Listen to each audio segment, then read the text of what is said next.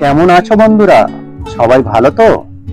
আমি তোমাদের প্রিয় স্যার রিয়াজুল লস্কর। আমার ইংলিশ স্কুল কাশিমপুর এই চ্যানেলের পক্ষ থেকে তোমাদের সবাইকে জানাই আন্তরিক প্রীতি ও শুভেচ্ছা। এই চ্যানেলে আমরা শিখব ক্লাস 1 থেকে 4 পর্যন্ত সব বিষয়ের উপর সহজ ও সরল পাঠ। স্পষ্ট উচ্চারণে শব্দ, বাংলায় অনুবাদ আর সহজ, সরল ও সংক্ষিপ্ত ব্যাখ্যা। তার সঙ্গে থাকবে প্রয়োজনীয় প্রশ্নোত্তর এবং প্রতিটি পাঠের ভিডিওতে থাকছে আনন্দময় শেখার পরিবেশ। এই চ্যানেল উপযোগী ছোটদের জন্য, শিক্ষার্থী, অভিভাবক ও শিক্ষক সবার জন্য। তাই যদি তোমরা নিয়মিত আনন্দের সঙ্গে শেখা চালিয়ে যেতে চাও তাহলে এখনই সাবস্ক্রাইব করো আমার ইংলিশ স্কুল কাশিমপুর এই চ্যানেলটি, আর বেল আইকন চাপতে ভুল করো না যেন। ধন্যবাদ বন্ধুরা, চলো শিখি আনন্দে প্রতিদিন একটু একটু করে। বন্ধুরা, তোমাদের লাইক, শেয়ার, কমেন্ট ও সাবস্ক্রাইব আমাদের অনুপ্রেরণা যোগায়। তাই লাইক, শেয়ার, কমেন্ট করে আমাদের পাশে থেকো সর্বদা। ধন্যবাদ। চলো আমরা নিয়মিত মজা করে শিখি। এখন আমরা শিখব ক্লাস 2 এর দ্বিতীয় শ্রেণীর দ্বিতীয় পর্ব, পেজ নাম্বার 102। সুব্রতা রায় এর একটা সুন্দর ও ছোট্ট মজার ছড়া অন্যখানে। চলো ছড়াটা আমরা মজা করে পড়ি। হাটে গোলমাল, বেচে কিনে মাল, কত লোকজন, কত মন মন, চাল ডাল নুন, ঢেঁড়স বেগুন, তরকারি শিম, মাছ আলু ডিম, ধামা ভরা আম, পেঁপে কলা জাম, হাঁড়ি হাঁড়ি খাসা, গুড়ের বাতাসা, ওই কার ছেলে স্কুল ফেলে পড়ার বেলায় পায়রা ওড়ায়। এখন আমরা শিখব শব্দার্থ। গোলমাল মানে হইচই, খাসা মানে চমৎকার, বেচে মানে বিক্রি করে, মন ওজনের পরিমাপক, ধামা বেতের তৈরি বড় পাত্র। তাহলে গোলমাল মানে হইচই আমরা শিখে নিলাম, খাসা মানে চমৎকার তাও জেনে নিলাম, বেচে মানে বিক্রি করে, মন হলো ওজনের পরিমাপক। হ্যাঁ, এটা আমরা ঠিক বুঝতে পারলাম না, তাই না? মনটা কি জিনিস? হ্যাঁ, মন হলো আগেকার দিনে মানুষ এটা দিয়ে পরিমাপ করত।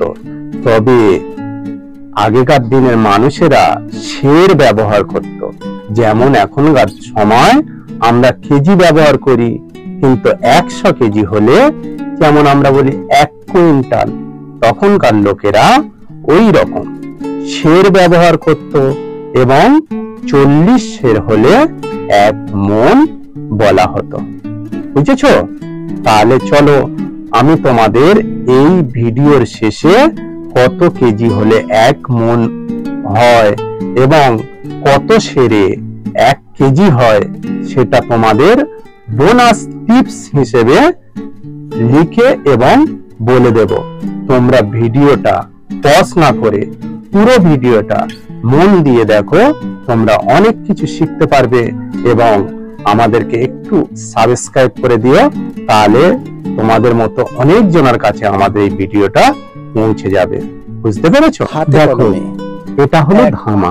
এটাও আগেকার দিনের লোকেরা তালিকাটি ব্যবহার করত জিনিসপত্র রাখার জন্য, পরিমাপ করার জন্য। যেমন সবজির নাম, ফলের নাম, মুদিখানায় পাওয়া যায় এমন জিনিস, এছাড়া অন্যান্য জিনিস যেগুলো আমাদের এই ছড়াটাতে আছে, সেইগুলো দিয়ে আমরা এই ফাঁকা জায়গাটা পূরণ করব। এখন আমরা দেখব আমাদের ছড়ায় কি কি সবজি আছে।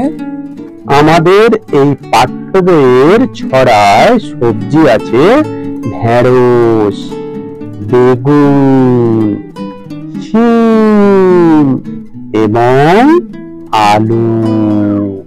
চলো আমরা এবার এই সবজিগুলোর নাম একে একে এই ফাঁকা জায়গাটিতে পূরণ করে ফেলি।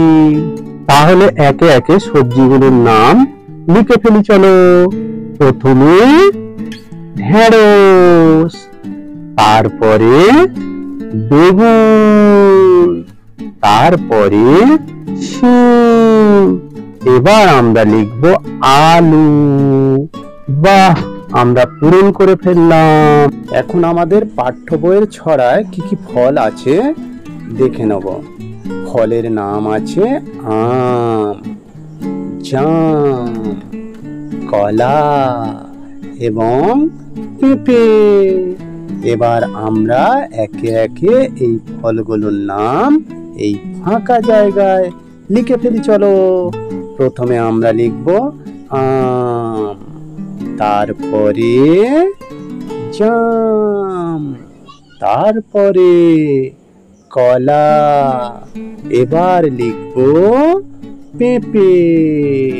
আমাদের পাঠ্য বইয়ের ছড়াতে যে সমস্ত জিনিস আছে তার মধ্যে যে জিনিসগুলি মুদিখানা দোকানে পাওয়া যায় সেগুলি হলো চাল, ডাল, নুন এবং ডিম। চলো এবার আমরা একে একে লিখে ফেলি।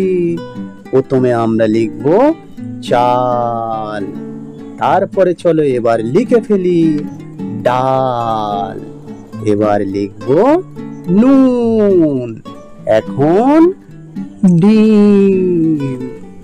এখন আমরা লিখব এছাড়াও অন্য জিনিস। আমাদের পাঠ্য বইয়ের ছড়াতে এছাড়াও অন্য জিনিস কি আছে চলো আমরা দেখে নিই। হ্যাঁ, আমাদের পাঠ্য বইয়ের ছড়াতে আছে হাঁড়ি এবং ধামা। তাহলে আমরা এই ফাঁকা জায়গাটায় এখন হাঁড়ি লিখে ফেলি। তারপরে এবার আমরা লিখব ধামা। হ্যাঁ, আমি তোমাদের বলেছিলাম যে তোমাদের জন্য একটা বোনাস টিপ আছে। আমরা শিখব এক সের সমান সমান কত কেজি বা কত গ্রাম। ঠিক আছে, চলো আমরা শিখে নিই। তাহলে এক সের সমান সমান হলো 0.93 কেজি বা 930 গ্রাম। বুঝতে পেরেছ?